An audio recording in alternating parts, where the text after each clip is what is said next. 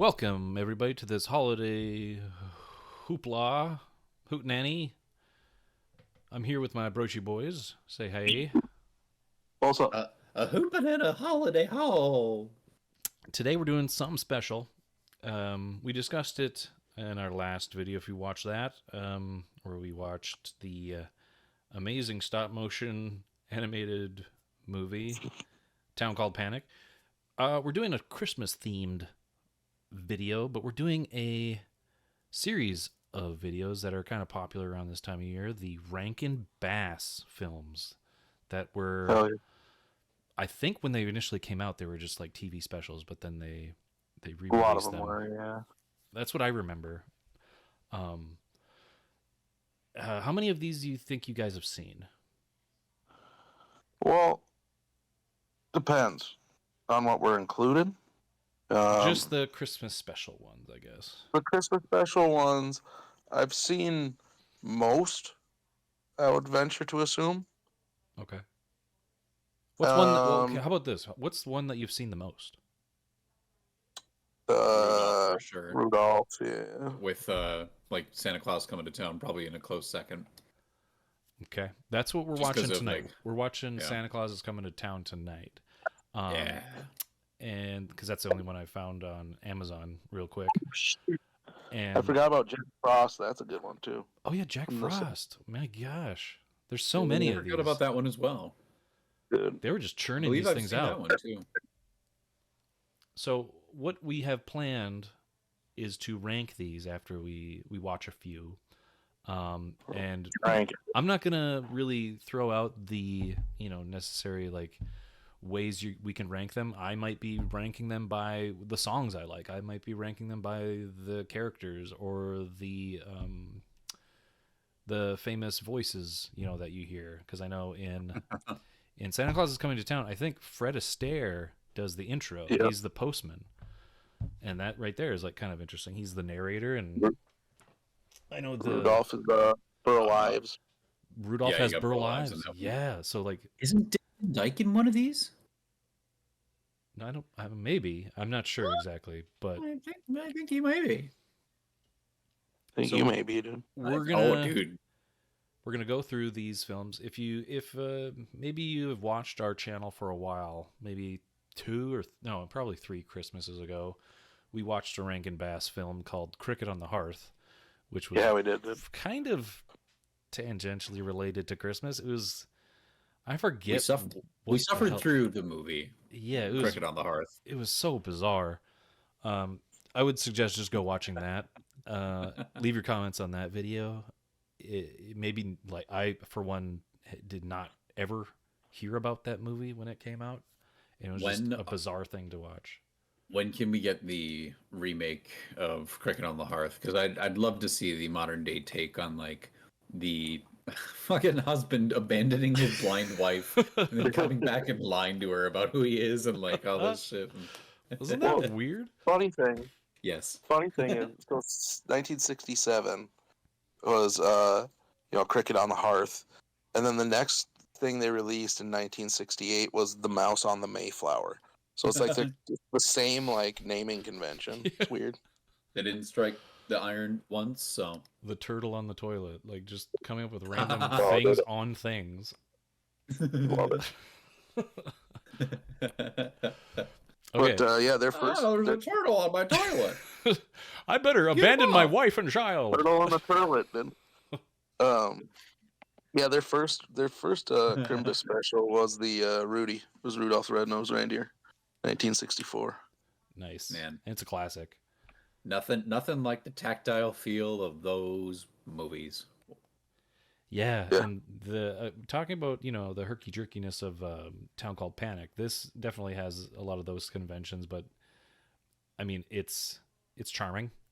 It's very like nostalgic when you see that because like you said, they look like these miniatures that you could just like pick up, and it's like felt craft, and you can tell exactly what these things are made of. It's so interesting, and like Yeah, I've always wanted to like squish the characters. Like I wanted to like, see what the heck, like if they were plastic or rubber or what those Rudolph I know was felt, but like Yukon and Hermes and whoever, like they looked like a mixture between clay and plastic, or some kind of hodgepodge of it. I did specifically have some kind of urge to squish that burr-alive snowman. Yeah, Oh yeah. I want to eat that Give it- thing. I want to eat that. give him guy. a Pillsbury Doughboy poke in the tummy. Yep. See if he goes. Silver and gold. Yeah, give me that. Oh, stop poking Burrow. So we're gonna jump into Santa Claus is Coming to Town. This is the, I guess, origin story of Santa Claus, told Yep. by whatever. Canonical. Yeah, it's Rankin Bass version of how things worked out. No, this Which is movie? this is the canonical how Santa came to town. Oh yeah. Yeah, Dude, he motherfucker came to town too, dude. he showed When up. that guy comes, he comes hard. Brings his big sack and everything right down your chimney.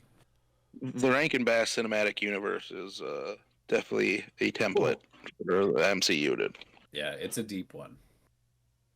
'Cause, I mean, Santa and Rudolph, and in this, and When- in Year Without Santa Claus, same guy. When Santa came to town and he didn't have enough presents, and he heard on your left, and then Rudolph appeared, and Jack Frost appeared, and the Heat Yukon. Miser, and all these. Yeah, and Yukon, I teared up. Chills. And the Bumble shows up. The Bumble. Yep. Yeah. The Yeti. So yeah, without further ado, we're gonna jump into Santa Claus is Coming to Town, and stay tuned for other Rankin Bass things as we rank them and watch them. Rankin Rankin. As we rank them and bass them. All right, that was Santa Claus is Coming to To Town. town. The town. To town. Yeah, that was probably the one I've seen the most. I think it's tied for. You got more than Rudolph? I think it's tied because I would watch them like Really? back to back. Yeah. I never watched this one that much. It was like, when you used to record your VHS, like blank tapes and stuff, and they were on TV. Yeah. You'd watch one and then tape the next one, and that's kind of how I grew up watching these. So yeah, this was supposed to be the origin story of all the different tropes of Christmas related to Santa, and like, Well, Yeah. at least contained within the song, Santa Claus is coming to town, or like, you better watch out, you better not cry, because they literally go through that. They like parse their way through that fucking dialogue. yeah, they do. Like, they better be good for goodness Tell them sake. not to pout. Tell them not to cry. Because I've got this magic snowball. I can see them when they're awake or when they're sleeping. Yeah. Yeah, there's something about this one that was just too drab and sad. Like, there wasn't enough, I don't know, vivid heart to it. Like, I really enjoyed Rudolph, and we'll get to that when we watch it, but like, there's something about the spookiness that happens when they go with the Bumble, but like, and the Island of Misfits toys and things like that. Like, this was just like, they took the song and they turned it into a movie. Yep. Yeah. That's it. Like, there wasn't anything original about it. It was just like, oh, well, let's not create our own lore. Let's just create it based on the song. I even forgot about this movie that in my mind I was thinking like, yeah, there's the Burgermeister and all these things, and he outlaws the toys and all this. But then I was thinking like, and then there's some resolution to it where at some point in the movie, after Santa Claus grows his beard and gets gray hair and all this stuff, oh, he must give the Burgermeister, I forget the ending, but he must give the Burgermeister a yo-yo for real, or some kind of gift that brings him around and makes Christmas okay. But no, that doesn't happen. Nah. The whole narrative with him being an outlaw and the Burgermeister shit just kind of falls off, and then it's like, and then he became Santa Claus, and then he wasn't an outlaw anymore, and isn't Santa great? And Yeah, it kind of wraps things up kind of abruptly at the end there. Yeah. Like, it's like, okay, we know him as this big, jolly, white hair, white beard guy. I don't really care that he was a kid that was like orphaned, or like it didn't make any difference really. Like it, okay. Right. He had But you want to Batman come as across the Kringle. training from like toy makers, animals, like warlocks. Well, even Kris Kringle, like even that is kind of up for debate. Like, all right, Santa Claus, Saint Nicholas. Like Santa Claus is based on the Saint Nicholas, where he would put, I don't know, tokens or something in people's shoes. I forgot All that shit but based like, off of a bunch of other shit like Odin and like all that. There's a bunch of weird. there's a ton of different source materials, so it's like Yeah. they're picking and choosing what they want. So it's like it gets really contrived and bizarre. Where it's like, all right, Kringle. All right, no, he had a dog tag on it that said Claus. It's like, okay, so you're not Chris anymore. You're just Santa Claus, like because you're good. It's like, okay, Where did the Santa part come from? Because he's good. That's what one of the kids says. They called But him that Santa doesn't because mean- he's good, right? And that was Okay, their that- justification. That doesn't mean anything. Exactly, and that's what it's like. Why That- even try to? That's just a series of words together that don't mean anything. Well, and I think that's why they named her Tanta or whatever, like because Yeah, it's because I close was enough. like, oh, is there must be some part that I'm forgetting too of like, oh, in honor of the fucking mother he never had, he called himself Santa Claus after Tanta Kringle or whatever. Yeah, Nope. there's no need for all these different name combinations. Just call him Saint Nick, or like if they wanted to do a true, more semi interesting lore or whatever, instead of making it based on a song, base it on the actual people or things that he was based off of or derived from. Yeah. Well, yeah, I mean, like, it is just weird how quickly it goes from being like one thing to another to another. Um, there's like the whole origin story of him as a kid. Then there's the middle section of him and Jessica, and him like visiting the town a couple times. And then it just like they get married, and then it just becomes the end. Yep. And even the characters of like Tanta and the other Kringles, like after one part where he like grows his beard or something, they're also just gone from the movie. Like you would expect like, oh, these characters would have some sort of resolution. Like, wouldn't it be cleaner to maybe have like you're saying, like they have all these different names and everything. Like, why can't Tanta have a husband or like something that they have a child that they name their name is Kringle or Claus or whatever it is, and like yeah, just clean it up. Well, yeah, because then it's like they added too much more. It's like, okay, well, what about the name Kris Kringle? Like, well, where that came from was actually these other little elves called Zingle, Dingle, Bingle, and whatever. It's like, well, that's just Yeah. that was never in the conversation when we talk about Santa. Like, oh yeah, and Kringle and Bingle and Mingle. And then it didn't even come around to like Claus, Santa Claus. That was like a third act reveal, Yeah. of like, oh, Yeah. Claus, you're gonna retake the fucking your true name, like Arthur taking up his rightful place as king of what fucking England. Mm-hmm. But Right. it could have just been that the whole time. There's some nostalgia based on this movie for me. I mean, I Mhm. dig a lot of the songs, so I'll give it that. I'm not just gonna harp on the plot and whatever, because I'm Yeah, not gonna watch it for the plot. I don't care. but we are like watching these with a more critical eye. That is true. That's why I'm going down this road. I would say I like a little bit less than half of the songs in this. I really Yeah. don't care for Jessica's song. I don't care for the reprise of the Toy Makers to the King. I do love One Foot in Front of the Other. Yeah. And I'm not going to count Santa Claus is Coming to Town, really, because that's just a typical song that you hear. But the Well, original it's like- songs. It's kind of like are you supposed to count the song of Rudolph in the movie Rudolph or not? That's true. I like. Well, I would say we shouldn't count those because they are more mainstream, and it's just using those lyrics to help guide the story.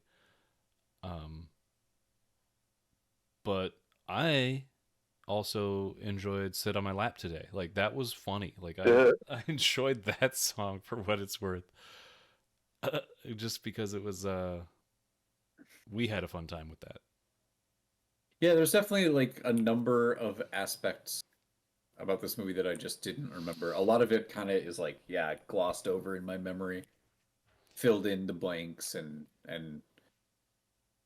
it's more of yeah, the nostalgia for it and the general like, gosh, if you want to for at least I don't people of our generation maybe. If you want like a good shortcut of how to make it feel like Christmas, just put one of these on in the background. You don't even have to pay attention. Just have like a Rankin Bass going on somewhere. Right. The Jessica tripped out scene here. Yeah. My Oh, yeah. world. And this was less than an hour and a half. Is that right? Um, yeah, it's right there. Total is Like yeah, about less than an hour even. yep. So yeah, it feels like again they had the idea of oh we're gonna turn this song we're gonna develop it into a story then we're gonna make a like animated feature out of it and the moments where it's like Jessica singing in front of the that background and some of these other things of like the framing device of like the children keep chiming in and asking questions or making comments or being like, "Oh, so that's why that Yeah. part of Santa exists." Got Everything seems shoehorned in. Like Winter Warlock's like, oh, I just got this magic feed that makes reindeer fly. Like, oh, Yeah. that's why I've, they fly. I've got this magic horn feed that all it does is it makes reindeer fly. So no, it doesn't make animals that eat it fly. It just makes reindeer. Like it is the most specific thing in the world just to get to that end point of fucking Santa Claus. Yup. So And bizarre. yeah, so what like when Jessica's singing in front of that trippy background, it's like why are we spending time on this? And it feels like the animators were doing the same thing. It's like, well, they didn't have anything unique or interesting for her to do. They just did a trippy ass background and had her little puppet do some singing. Well, it's the most color you see in the whole movie because everything else is like so dreary and sad. Like Yeah. it's God, all those cold. like yeah, even she starts the movie like much more pale. When she gives him a kiss on the cheek, like Yep. earlier in the movie, she's like She's wearing like a almost black or pale white. gray. Yeah, she's wearing gray. Look at it right there. Yeah, look, she's like that's a different model that's like desaturated except her hair. Yep. And then she like gets a blue dress on and yeah. Yeah. So far, Yeah. this is a mid for me. How about you Rankin Yeah. the Bass. guys? We'll rank these. I'll put together the box art, and then we'll do the rank tiers after we watch a majority of them, and then we'll legit rank these. But for now, me, this is very mid. This is very like C Yeah. tier, C or B for me. Yeah. Ditto. All right. I don't even know what the like it's not like in my mind I'm being like, yeah, this is a C or B, and clearly this other one sits at the top of the stack, and it's gonna be so good. Like I'm kind of like, do the other ones have the same general quality? yeah, we have And I to. just don't remember. We got to pick it apart. We got to, the nostalgia factor for me. This one hits certain things. Like I'd sit down and watch this. I'll not like really pay attention, but just have it on to just listen to some of the music. Like that's fine in the Christmas, season just to do that, like we were saying. But like actually sitting down and critically like analyzing the parts of the story, it's just like it seems like a cash grab, or it's just like a fun TV special to just air once in a while. Back when it probably initially released, It was like, let's just throw this out on TV or throw this out for, something. Do you guys know who originally aired it? Like if it was like NBC or ABC or something like that? I think don't it know. was ABC. I think there was like some correlation between Rankin Bass and ABC or something like that. I'm not sure. I think you're right. But yeah, like when these only came around when we were growing up, because streaming wasn't around, we would have to wait for these to come on TV at a certain time on those specific channels. But now it's like syndicated and like playing in other places. Yeah.